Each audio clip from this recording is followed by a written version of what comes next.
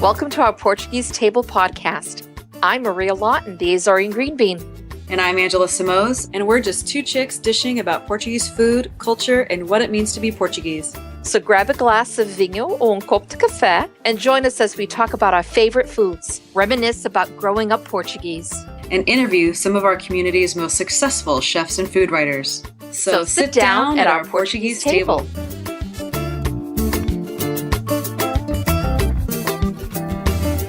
Hello, everybody. Welcome to another episode of Our Portuguese Table. Hi, Maria. Hi, Angela. How are you, honey? I'm doing great. How are you?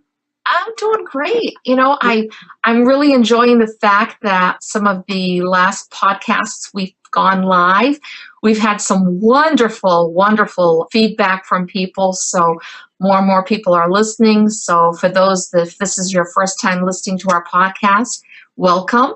And I hope you subscribe and you keep coming back and listening to all these amazing guests that we have on. Yeah. And in addition to the feedback, if you have questions or suggestions, it's been, like you said, it's been great getting the feedback because we seem to be having the effect that we set out to, whereas people feel like we're part of their family and it makes them feel like they're back at their family table and with their Portuguese family and things like that. So that's really cool when we get kind of that kind of feedback. So yeah, and I'm really excited about today's guest. Sitting at your Portuguese table, no less. Barbara Martin, the Dairy Goddess. Welcome, Barbara. Thank you so much. It's a pleasure to be here and an honor, and I'm looking forward to sitting around the Portuguese table. Yeah. I love your company name. I love it. Thank you.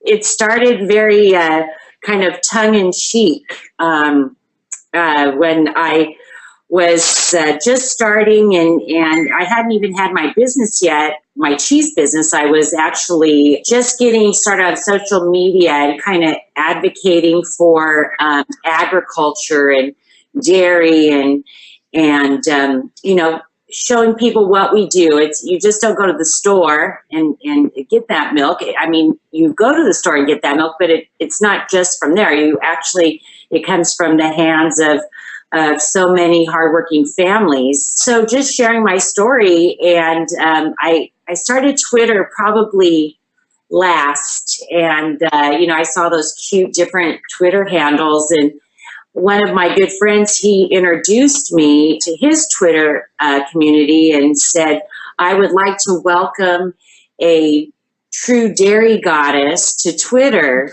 say hi. I love it. And that was it. And I thought I was probably standing in the middle of a corral surrounded by manure. And, and I thought, this is the least likely goddess that you would imagine, but I thought it was kind of fun. So that's kind of how the name stuck, and eventually I used it as my business name. It's funny. So Barbara and I go back quite a ways. We first met through the Liz American organization here in California. And when I saw that you had started your business and that you had named it Goddess, for me, I felt it was so appropriate because I always remember you just looking so beautiful and elegant at all the conventions and the, events we would go to. And I thought that is so appropriate because she truly is a goddess. Really, next time I saw you, you looked so beautiful. That warms my heart. Thank you so much. But, those were that special time in August when we got to break away from the farm and play a little dress up. So that was probably the only time in the year that I was ever like that. But that means deep down inside, you are that inner goddess, that dairy goddess. So, but Barbara, tell us a little bit about yourself. Like, where did your family come from? Are they from the mainland? Did they come from, are you first generation, second, third? How does that go, honey? Sure. So my grandparents, my grandmother from Pico and my grandfather from Terceira, immigrated via Boston, and that's where they met. They met and married.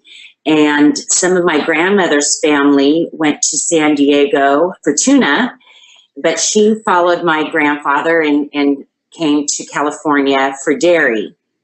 So they established their dairy primarily in Artesia, and that's where I was born and raised, and where my dad eventually took over the dairy. And met my mom at a festa. My mom was probably my dad's polar opposite, a very, very traditional Portuguese, very proper, quiet.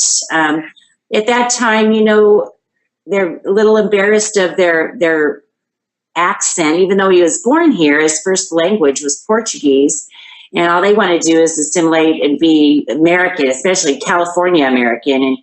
And so he himself was very proper, and met my mom at a festa, being in the Artesia area. Actually, it was the Paramount Festa, Heinz DES, and he saw a blonde, blue-eyed, bit of a hippie, and who laughed loud and hugged everybody, and that was just kind of it. She was 14 years his junior, but they made it work, and my mom just loved the Portuguese community, and she was as Portuguese in heart by as much as anyone I knew. Now, yeah. So your dad is pretty much from Pico and Terceira, a combination of both. Yes. And your mom is what, hon? Well, that's been an interesting little tidbit. My grandmother divorced my grandfather when my mother was very young, and it was then raised by her stepdad, who was an Italian.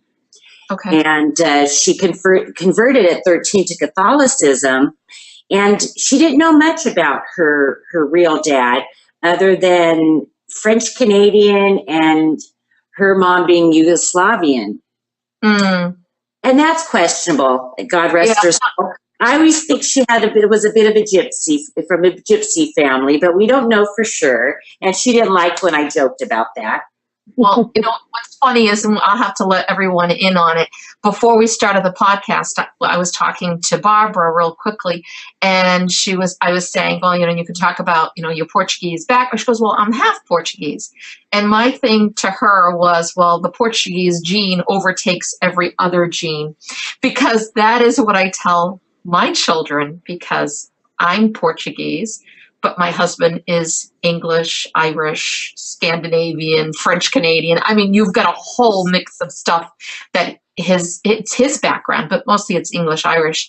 And I'll always tease them and say, well, you're just a quarter English, a quarter Irish, and half Portuguese. So the half just overtakes everything. So I always tease that. I remember, and I think it's so strange now. I guess not strange, but I look back when someone asks you your nationality, you're in school.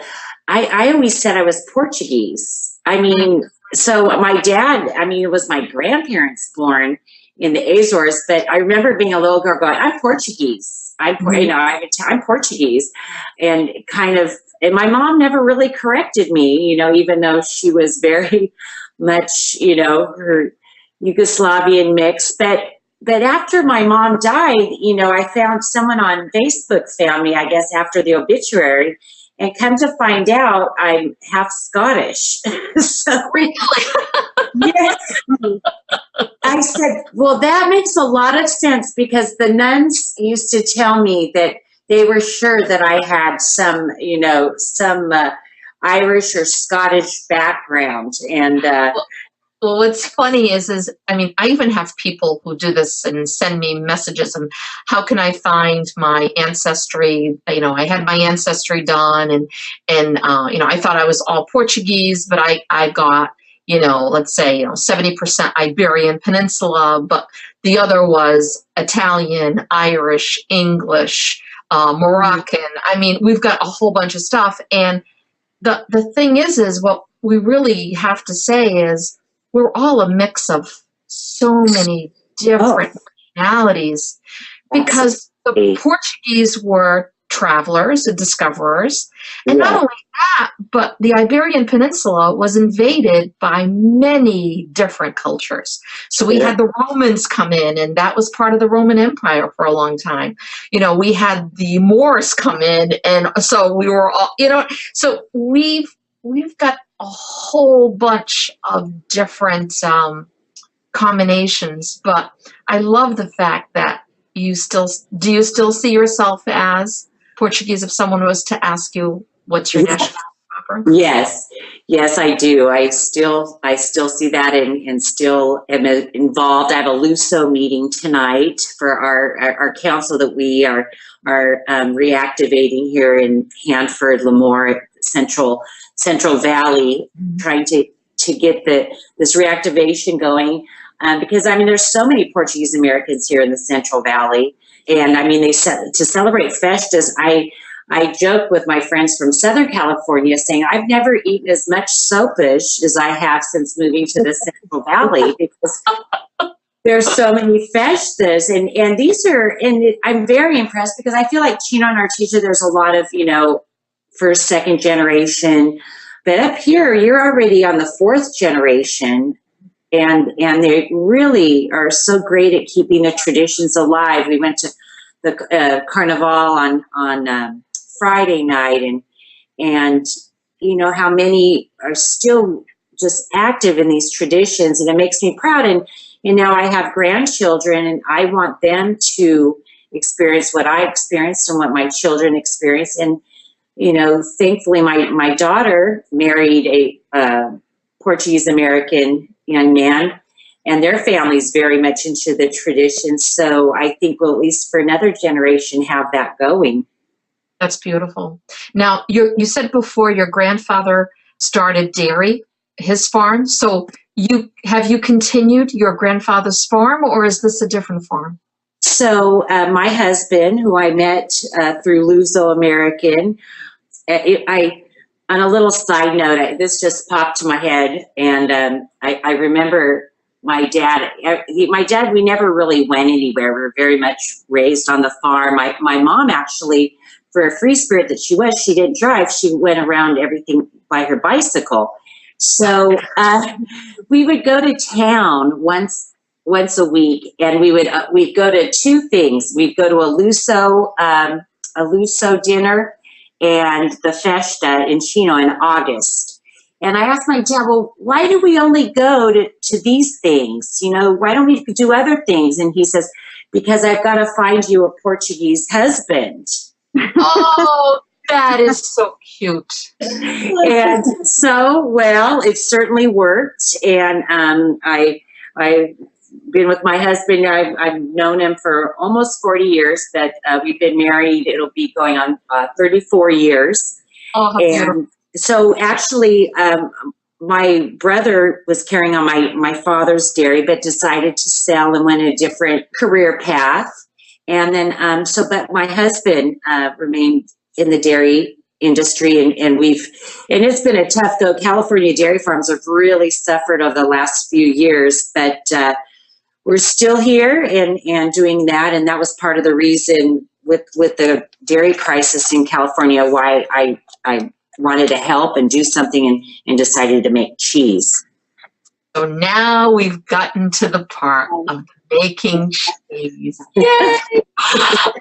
Well, you know, I'm one of those people, I love like a good butter. I can tell a good butter from a bad butter.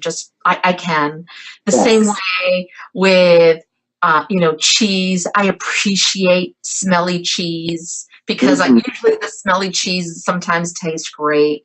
I love cheese, so I love the fresh cheese. So now, what type of cheese are you making?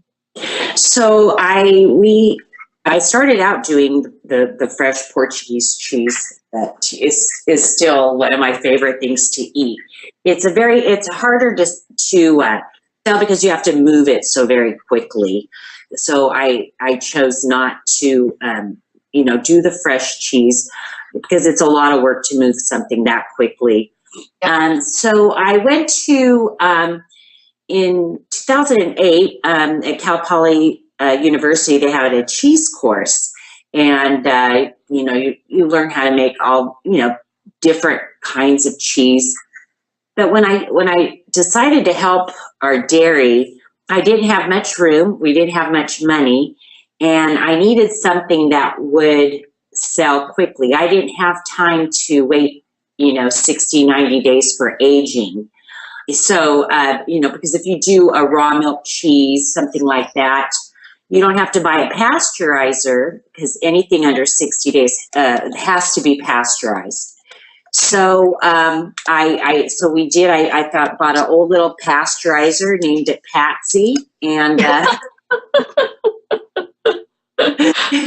and I decided to do a fromage blanc. A fromage blanc is a French style fresh cheese, and I started, with plain and then a couple flavors, and now we presently do have 6 flavors total. But it's such a versatile cheese, and it's very low in calories, high in protein. And I love for the fact that it's also spreadable. Yes. And people say, oh, I started selling at farmers markets. I still am in 4 farmers markets, in some other specialty stores and that. But at farmers markets, people go, oh, this is a spread.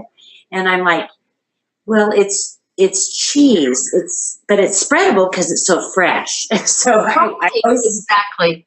It's because people are not aware of, you almost have to re-educate people on cheeses, because for most of them, they've grown up with sliced cheese or block cheese, and that's it. But I'm just saying, you don't see the others. You don't appreciate the others. No one really tells you about the different cheeses unless you grow up with different types of cheeses.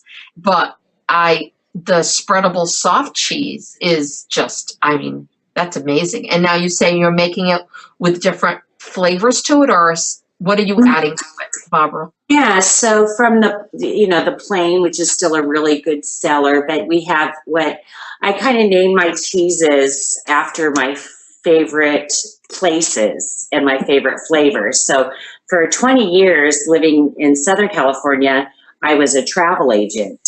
So I've been blessed where I got to see lots of great places, and so to tie a little bit of that history into my new company, that is what I did.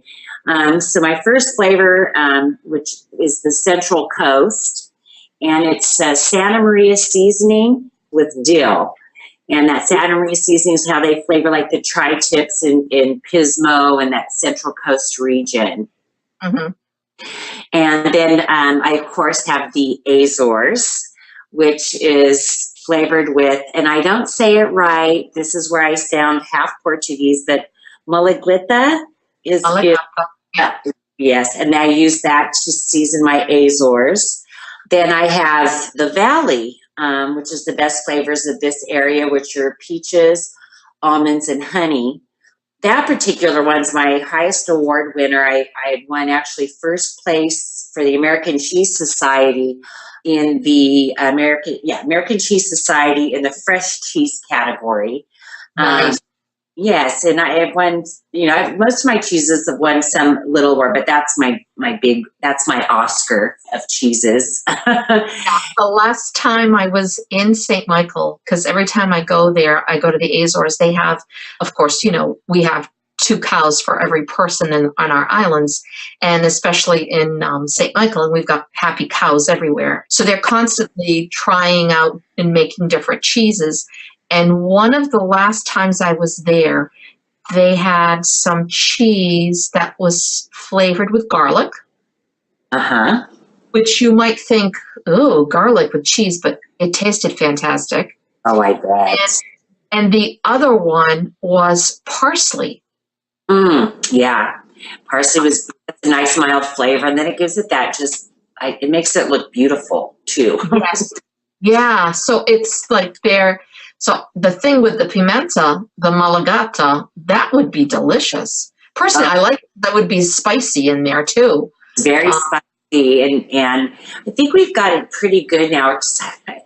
We make it pretty sometimes you have a hotter batch than another.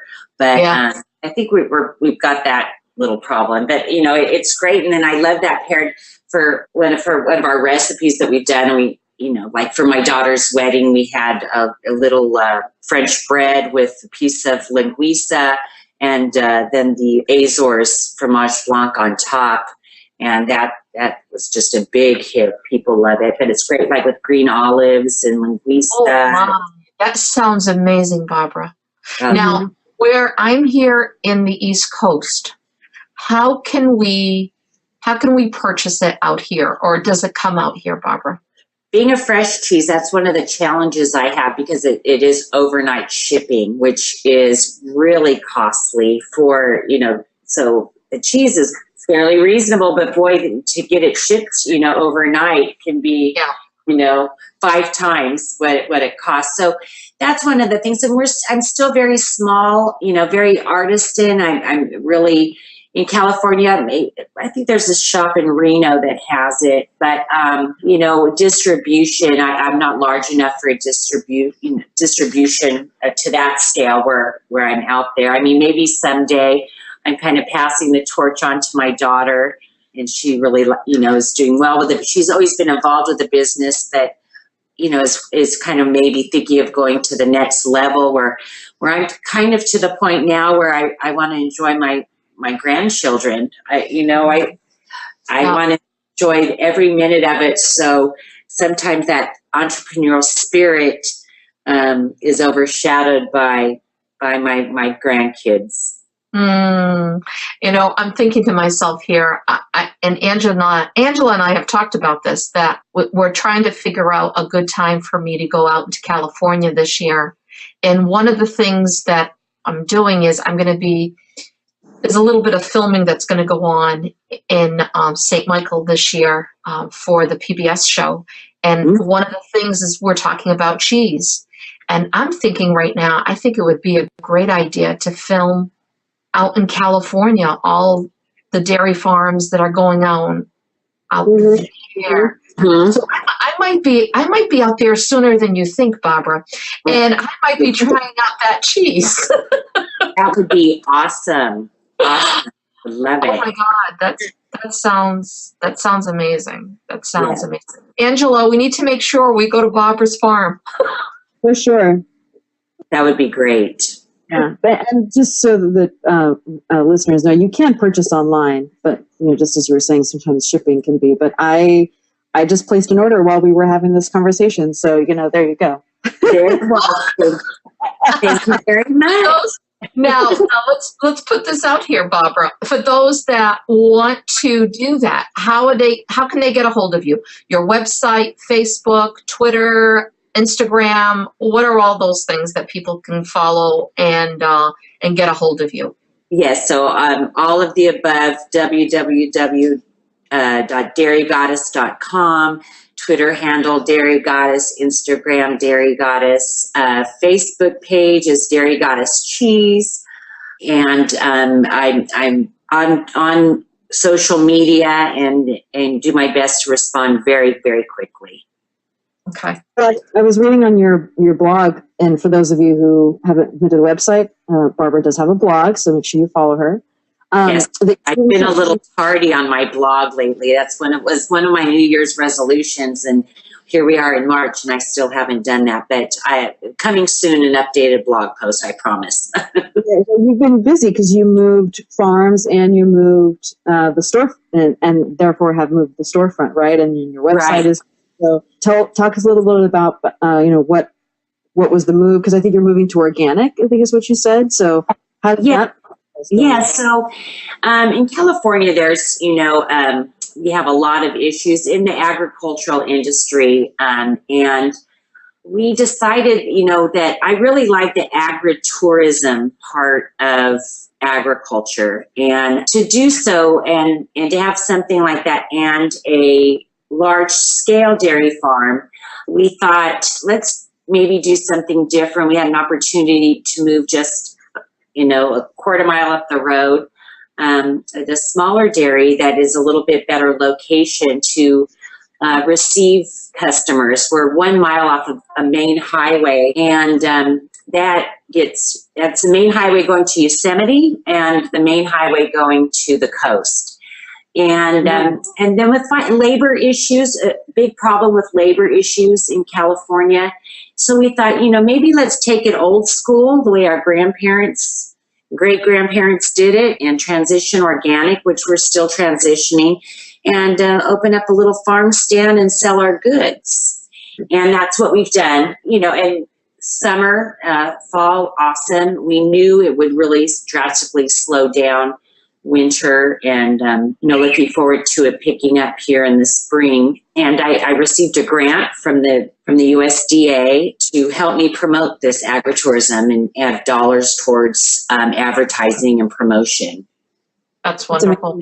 Something we've talked about on the podcast before is how our grandparents and even some of our parents did the organic before it was called organic, right? Yeah.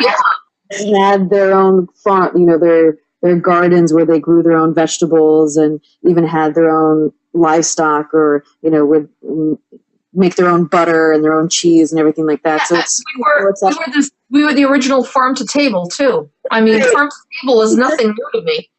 Yeah.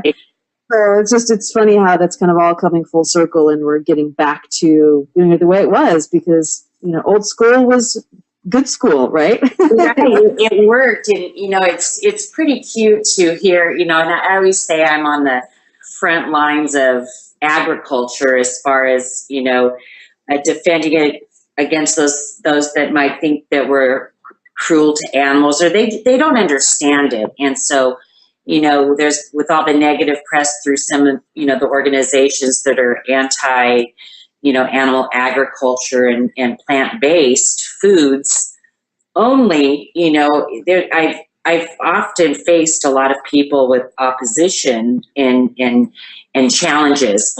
But I think more than that, I've gotten that, like, you're really a dairy farmer? And yes. And they'd be like, well, that's so cute. Oh, darling. Oh, my, my husband, he gets a big tongue in cheek when someone says he looks very cute as a dairy farmer. He's like, if these city slickers knew how hard we worked, and how many hours we worked, they wouldn't think that's so cute. Yeah. My sisters, I have 2 older sisters, and my brother-in-law's families are from Puvasão, and they were dairy farmers there. Their whole family was dairy farmers there. So when they came here to the United States, they became dairy farmers here in Massachusetts, and half of their family went out into California.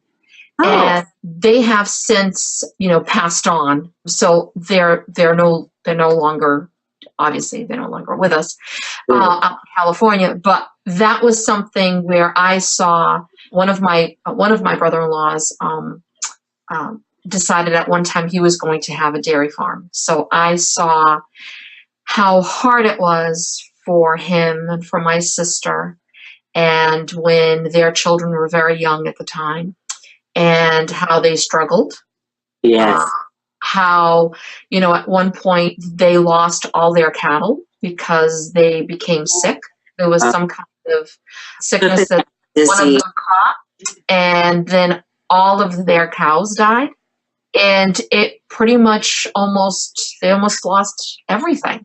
And he wanted to continue doing it, and he had to stop doing it because he didn't want to lose everything again. And but that's his first love. His first love was to be doing what his family had always done and what he loved to do. So I absolutely know how hard it is, because I saw how my brother-in-law, my sister, and my nieces and nephews suffered. Right. It's not a job for, what is it, the weak-hearted. I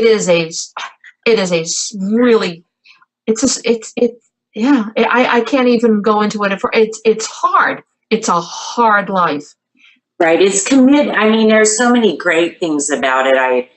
And we also have chickens. We, along with cheese, we have about 500 chickens, and we sell,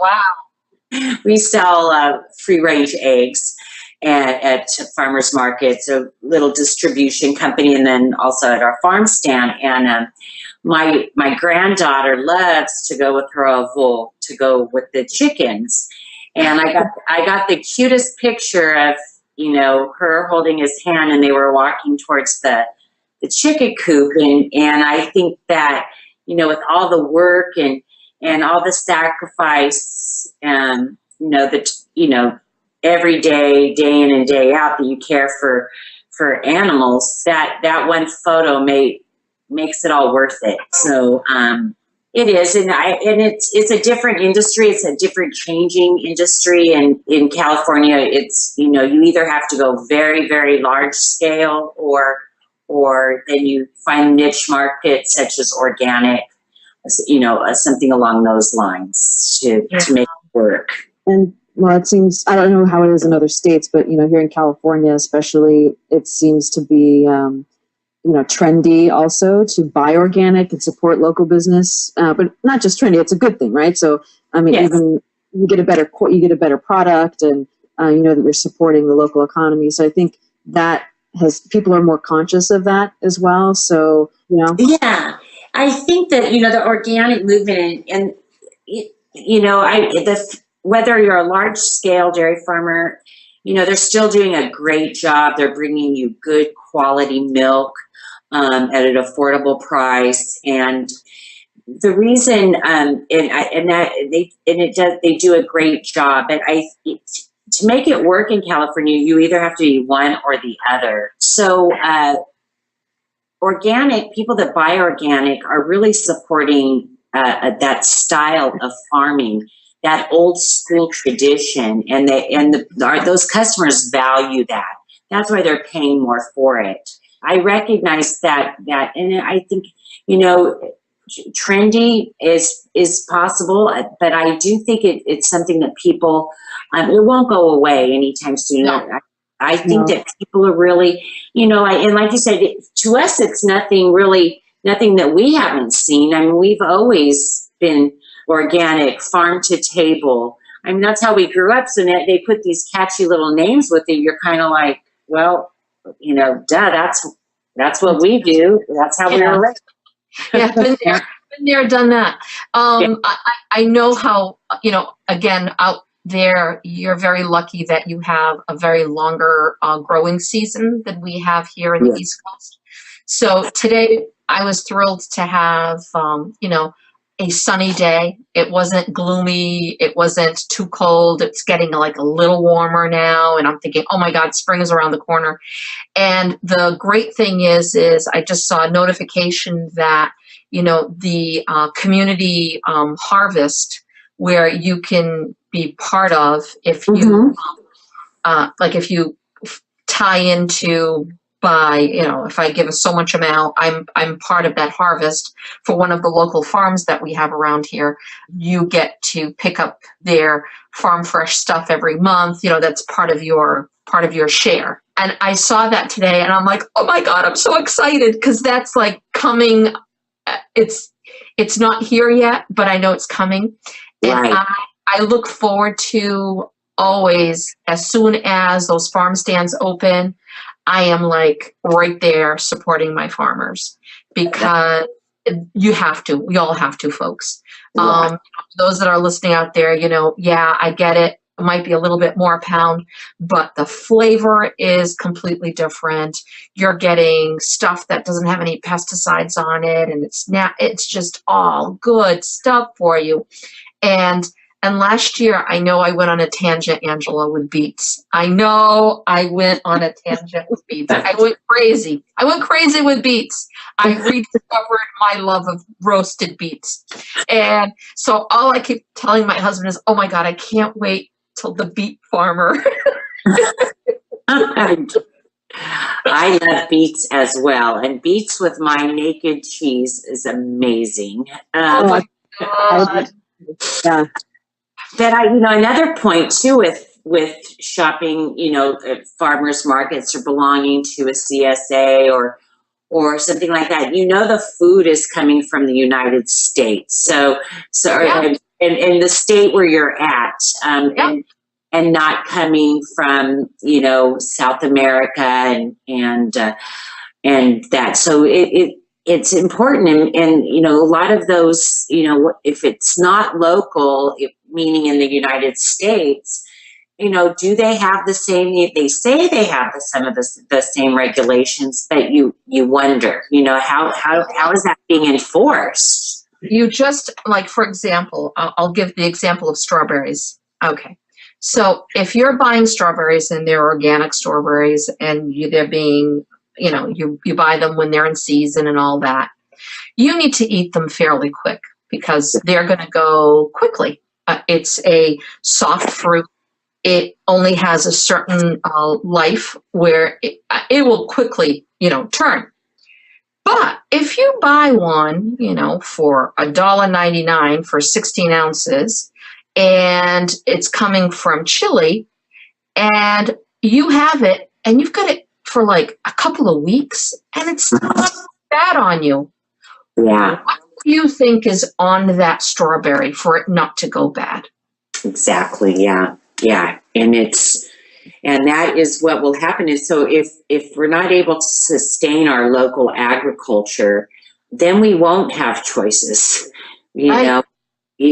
so you need to support local agriculture and to sustain the farmers to stay and be able to do what they're doing, or else everything will be imported. You're right. And that's a scary thought. Yeah. And one we don't want to think about. That's right. And here we go again. This is something like we said, and I'm going to say it again. As Portuguese, this is something that we've always been around. Mm-hmm. And that is, being very, how can I explain it? Eating within season. Mm-hmm. The understanding of what's in the ocean to our table, what's on the earth and to our table. Mm-hmm. And I think we're very, I don't want to get down philosophical here, but we're very connected. Mm-hmm. I know that from other people that I know, we're very connected to that. And I don't know, I see that in a lot of my friends. I see that in a lot of people, other Portuguese, that also it's very important to, eat what's fresh, to eat what's there, what's around you, and to support each other. Right. And, and we've got to support our farmers. We've got to support, we have to support our farmers. End of story. Yeah. And it's important too that, that we, even if it's just growing coach in the backyard, is because now that, the newer generations of Portuguese Americans that are so great at keeping traditions, they're going to be limited on some of those things that we saw growing up, and that's growing your own food. And I mean, most the new generations, they're both working. They work outside the home, and if they have their grandparents around that they still see doing that, that's great. But eventually, that's going to be phased out. And so, I think that if everyone could just have a Portuguese American that wants to at least feel connected to the land or have that extra tradition of food to table in their own home, just grow some kale, some coach, and see that, because it gets harder and harder as kids. Yeah. The jobs are different now. You're not, people Right. drive to Well, work. you know what, Barbara? I think the great solution is for those that don't have a large yard, because some people live in apartments. I mean, Sure. and a lot of times they don't have the space to be able to do that. But you know what, guys? There's container gardens.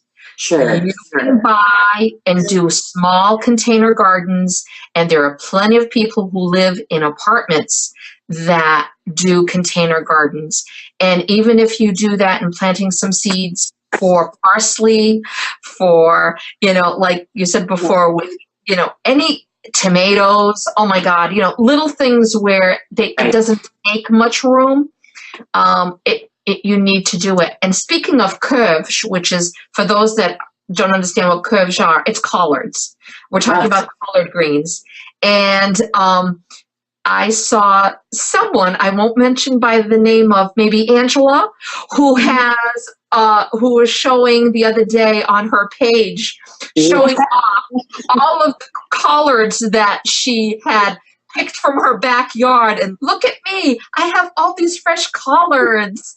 And I'm like, you little stinker, I don't have any fresh collards right now. I was impressed too. I happened to see that, and I think you mentioned something, kale before it was cool, Yeah. So it's funny because I have to give my husband kudos on that one because it's his clove garden. I mean, and they're actually huge, and we have more than we could ever eat, honestly. So to my local friends and family, if you want some, you can come over and take some.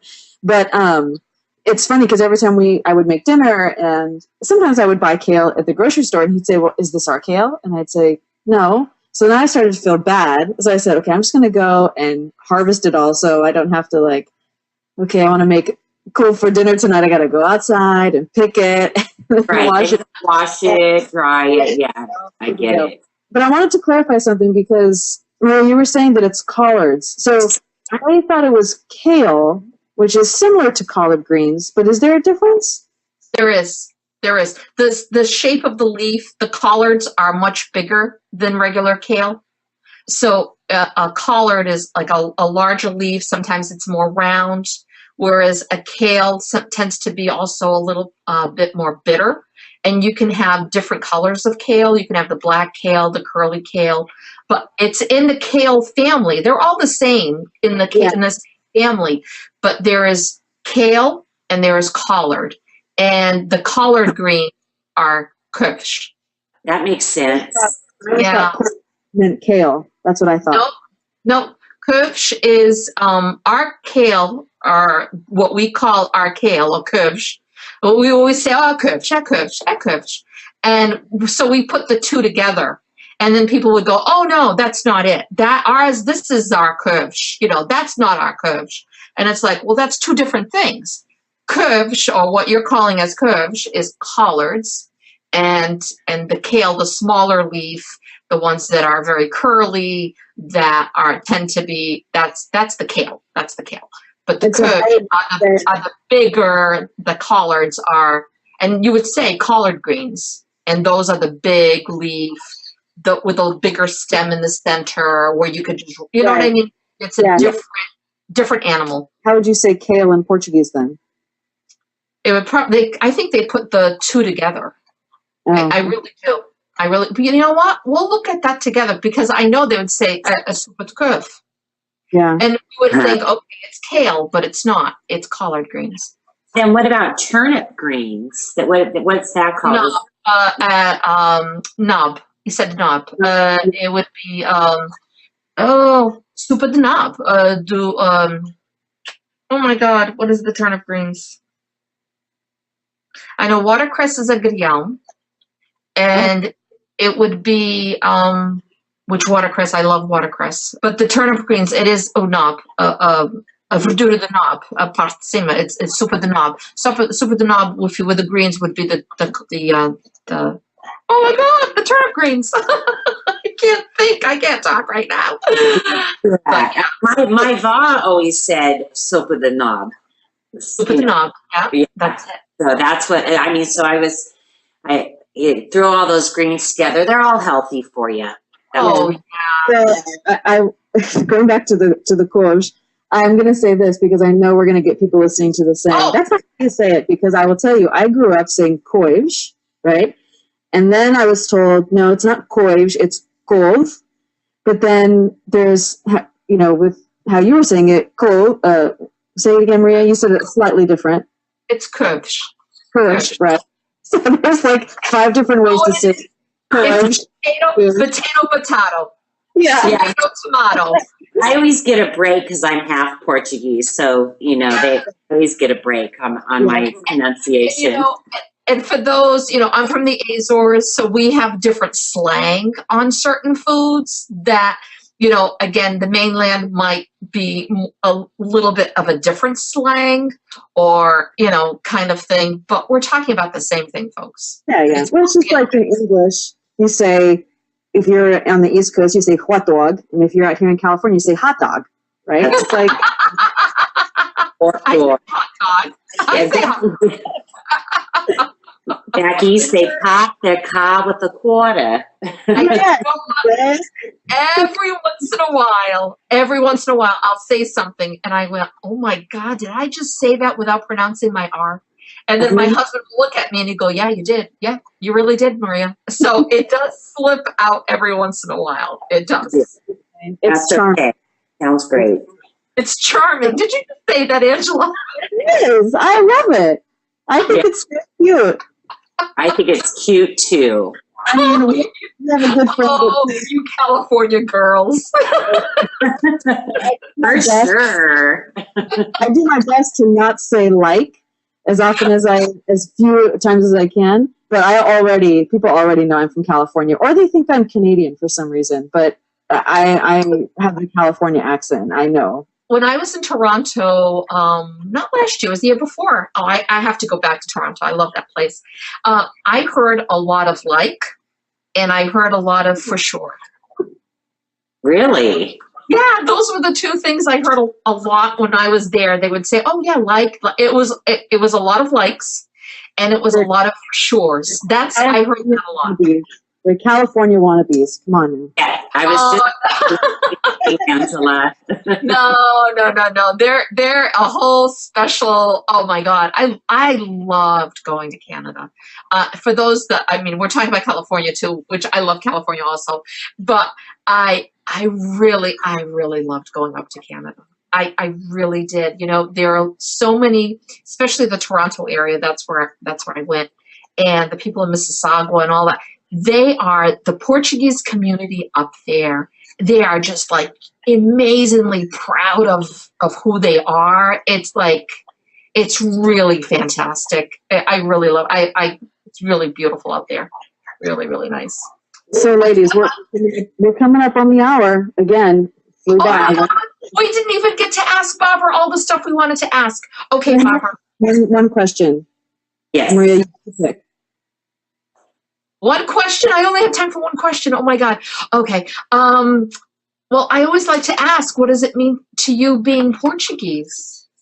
Oh, I think that Portuguese is, the first time I went to the Azores was 1980, and so different. And I was just graduated, it was 1981, so I just graduated from high school, and I immediately felt the connection. And so for me, being Portuguese is it's my heart. It's and everything good about that family and food and friendship and my husband.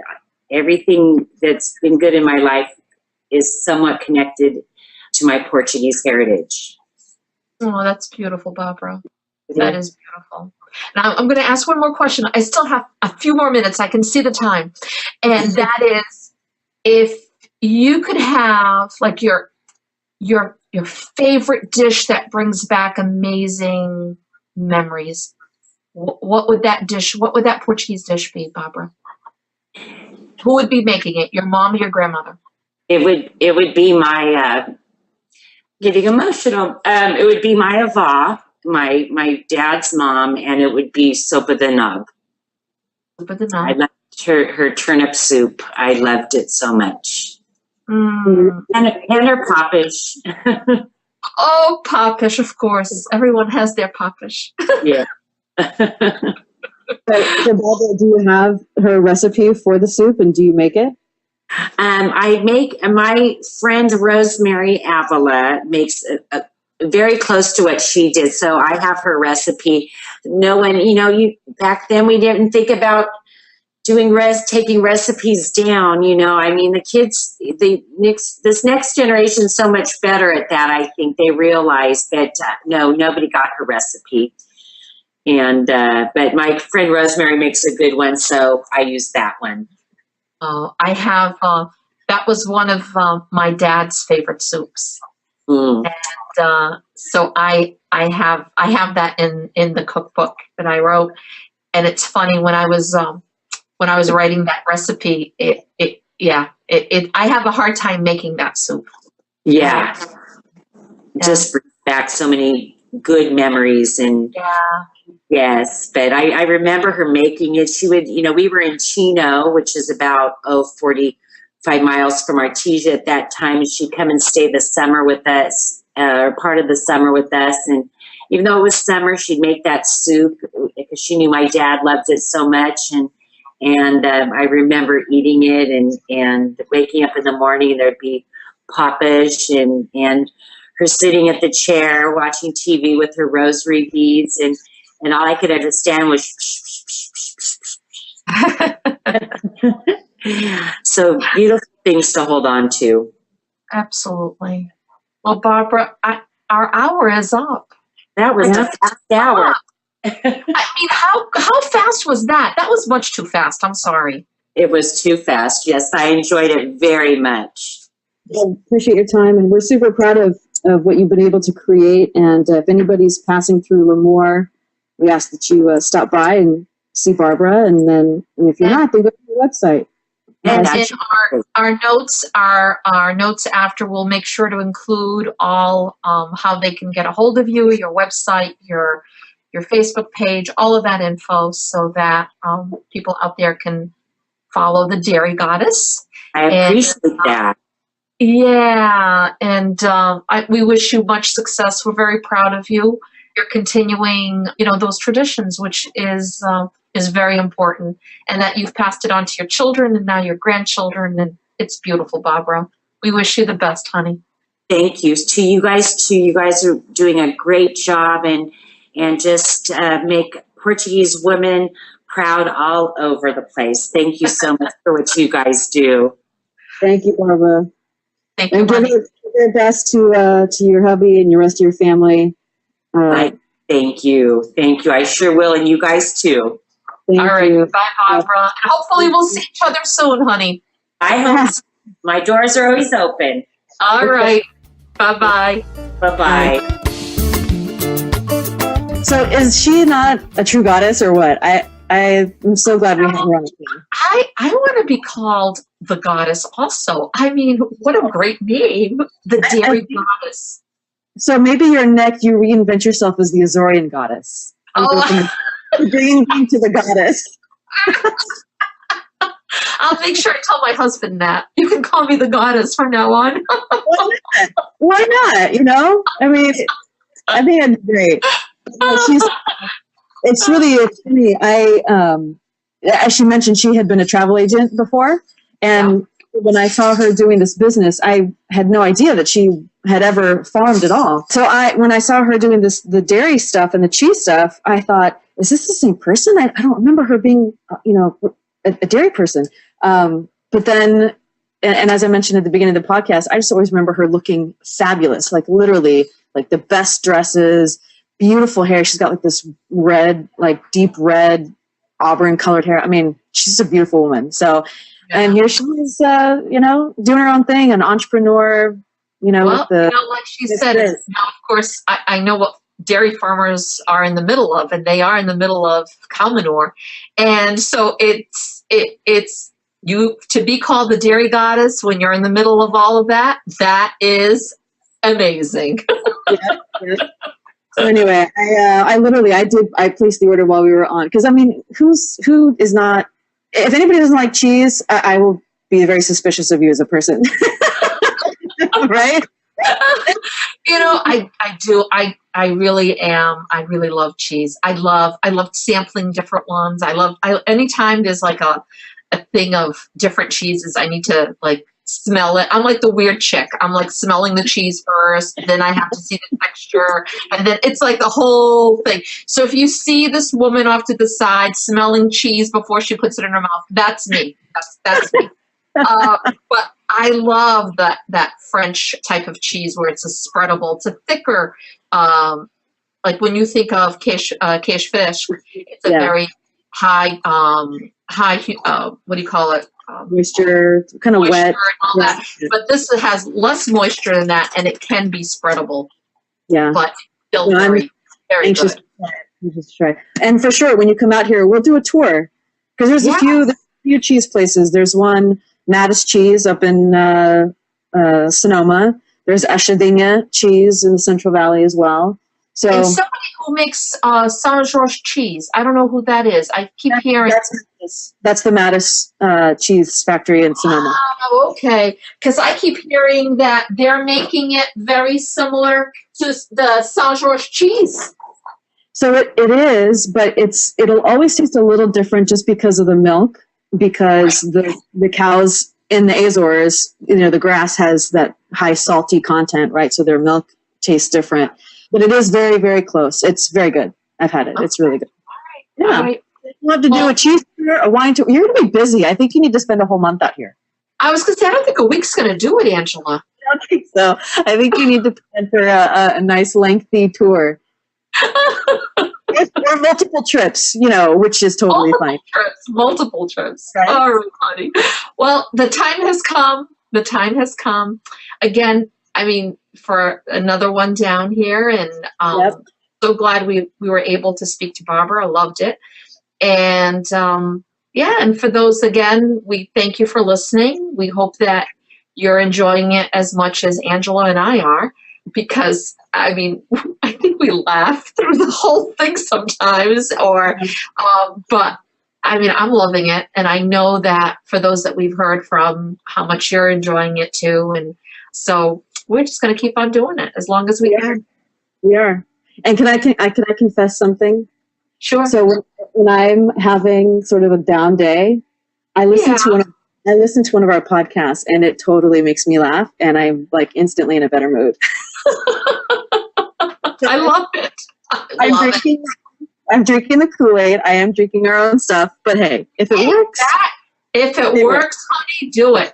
I mean, there is nothing wrong with that. I mean, this is what we're all about. We're all about promoting our own, sharing those success stories out there, and saying, you know what, for those that are listening, that are thinking, I want to try to do this, we're telling you, go for it, do it. Life's too short. And just embrace it all, because guess what? There's plenty of us out there that are doing it, and we're showcasing them, and maybe we'll be showcasing you next. Yes, exactly. Yeah. All right. Well, Maria, até a próxima. Until next time. Exactly. Até a próxima, querida. All right. I'll talk to you later. Bye-bye. Bye-bye. Thanks again for listening to our Portuguese Table podcast. If you haven't subscribed yet, you can do so on SoundCloud or iTunes. And all episodes can be found on our website at www.ourportuguesetable.com. You can also reach us at feedback@ourportuguesetable.com with comments, questions, or suggestions. Até a próxima!